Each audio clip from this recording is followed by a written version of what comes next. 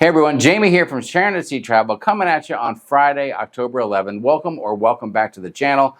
Right out of the gate, I want to say that we hope our friends and family in our cruising community and everyone else that has and is being affected by this massive storm that just rolled through Florida, that you're all doing okay and that you're safe and you're sound and everything is all good. The storm itself has passed over, but the aftermath will be felt and dealt with for weeks and even months to come in some areas. So we just hope everyone is doing okay and that we can finally take a deep breath and move on. Now we're going to touch base on that today and more as we try to get you up to speed with what's going on in the world of cruising. Now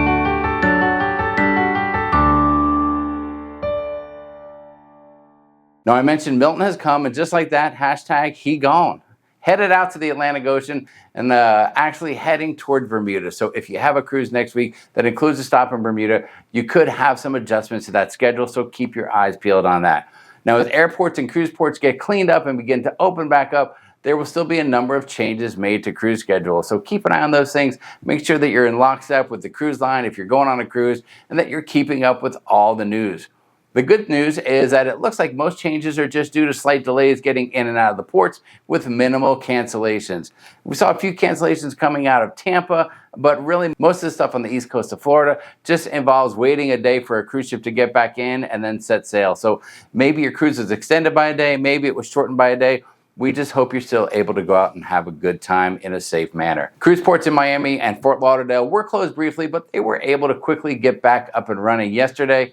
Other ports in Florida were not so lucky. Jacksonville and Port Canaveral are expecting to start getting back to normal today as they resume operations. And the Port of Tampa, well, as of recording this video, the Port of Tampa was open, but with heavy restrictions as to what kind of traffic could be going in and out of there. They're still working on making sure power is up and running, making sure everything is safe for ships to come in and out of. You know, the Port of Tampa is much larger than you might think. It's one of the largest ports there in Florida, actually, when you factor in all the commercial traffic and other things like that. So pretty important. They're working very hard there in Tampa to get that port going. But as of yesterday morning, it was still under condition Zulu, meaning the port was closed, but like I said, last we checked, it has opened up with a lot of limitations and restrictions. Hopefully by the time you watch this video, the Port of Tampa will be back up and running with landside and waterside operations in full swing or getting pretty close to it. Now I mentioned condition Zulu, and that's kind of something that I just learned here with following these storms recently.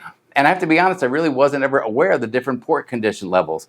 Now, as storms or hurricanes approach, ports will indicate where they're at on a scale of preparedness, or, they'll give you an idea of what they're looking forward to here with that storm coming in. It's based on how far away the gale force winds appear to be, and it goes from condition whiskey to X-ray to Yankee, and finally Zulu, with Zulu being closed. Then they also have kind of a recovery period after that until they give the okay for the port to open back up. They also separate port operations. There are landside and waterside operations at the port. So as the port that's been closed opens back up, first they have to bring back landside operations and make sure it's safe for workers to return, and then the port master, whoever's in charge, can give the okay for vessel traffic to return. Now remember, massive storms can make unknown changes to the port channel, and before larger ships can return, they have to make sure there's nothing that happened underwater that has affected the path into the port. Not only right in the port area itself, but in the channel leading up to the port as well. Now, our thoughts and prayers go out to those dealing with the aftermath of the storm. But as for those hoping to get on a cruise ship this weekend, things are starting to look pretty good. I've mentioned in some recent videos, that's good news for us. We are heading out to Fort Lauderdale here on Sunday morning for a cruise on Princess Cruise Line's Sun Princess. We're very excited about that. But, it's a little bit of a odd situation because we're excited to cruise, yet our minds are still with all the people that are just dealing with the aftermath of that storm. Now, we've talked a lot about how these storms affect cruising, but what about the cruisers themselves? Now, I don't mean the hassles of changing plans or even canceled vacations, but what about the people that are on the cruise ships at sea when these storms hit and it kind of puts a damper on their cruise? I mean, listen, if there's just heavy rains, that'll drive you indoors where you have to look for other entertainment, but, that's not too hard to do. You just have to sacrifice laying in the sun with a pina colada. But when you include the wind and the rough seas, it turns it into a whole different adventure. Now, I bring this up after reading online about a woman who has vowed to never cruise again as she's on a Royal Caribbean cruise that sailed from Galveston this past Sunday, and the ship felt a little bit of rough weather while avoiding Hurricane Milton. Now, we've been lucky enough to be on over 60 cruises, and I can count on one hand the number of cruises that had any real adverse weather, at least for more than a day or so. But I can see how a cruiser would be disappointed after spending thousands of dollars on a cruise and then having to spend part of that cruise bouncing around the sea, or maybe even dealing with seasickness for themselves or someone else in their cruise party or something like that. But to say you'll never cruise again after just one bad experience, I mean, that's kind of a stretch, isn't it? Why not give it another chance? I mean, would you stop flying after one flight with turbulence? Do you stop going out for dinner after one night of poor service at your favorite restaurant? Do you stop going to McDonald's just because one time they forgot your McNuggets? Or maybe it's just something where if it's your first cruise and you're just kind of seeing how it is, you get a bad taste in your mouth and you're like, okay, listen, I'm done with it. Maybe if you're a seasoned cruiser, you've cruised a number of times, well, you know that eventually you might run into a little bit of weather that, throws you around. But listen, as long as you don't get too sick and that's not your biggest concern, I say give it another shot. Now, I'm curious, have you ever had a bad weather cruise? Is there something in your life where you've said no more to after one bad experience? Would you stop cruising if you cruised during hurricane season and got caught in a hurricane? Inquiring minds want to know, so feel free to jump in the comments and let us know your thoughts on the topic. Listen, now it's time for everyone's favorite part of the video. Let's make a quick stop at guest services and see what Sharon has for us today.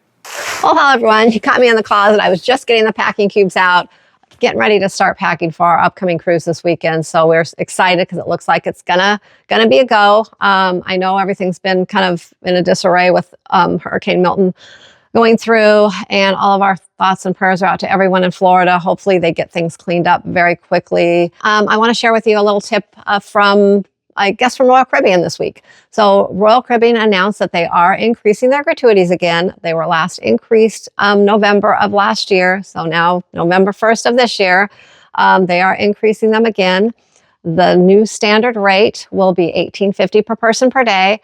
And for suites, it will be $21 per person per day. And that includes everyone in the cabin, no matter what their age is. Everyone's going to be paying gratuities. Now, gratuities are shared amongst particular staff, such as the dining staff, bars, culinary teams, stateroom stewards, and their hotel teams as well. So I can see why they want to increase them in a way, because I know that these workers work very hard and they do deserve it.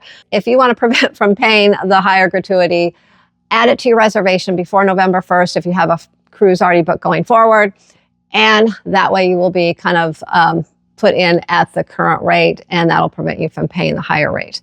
But if you do book a cruise after November 1st, that new amount will be automatically added to your reservations when you add your gratuities. So thanks, and I'm going to send you back to Jamie because I need to get busy and get us finished up packing. Well, Sharon, that information was fabulous, and thank you for always being one step ahead, trying to save us a little bit of money for cruising. It means the world to us. Now, real quick, do me a favor. If you're enjoying the content, don't forget to hit the subscribe button, maybe hit the thumbs up button to show that you like the video, and turn on notifications so you know when new videos come out. Now, speaking of Royal Caribbean, they just quietly announced a new Perfect Day location that will be called Perfect Day Mexico.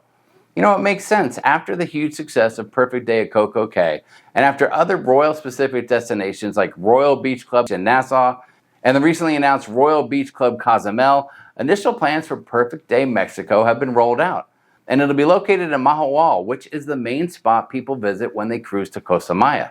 Now, we've never claimed to be huge Coco Cay fans, but putting this destination in the Mahahual area, Costa Maya, I kind of think it's a genius idea, as a matter of fact. Currently, Costa Maya is an extremely popular cruise port in the sense that it's visited often by ships, but in my opinion, it really doesn't have too much to offer, and to be totally honest with you guys, it's a port that we usually stay on the ship for, but if Royal can incorporate a Perfect Day location, that could be the beginnings of an upgrade for the entire area.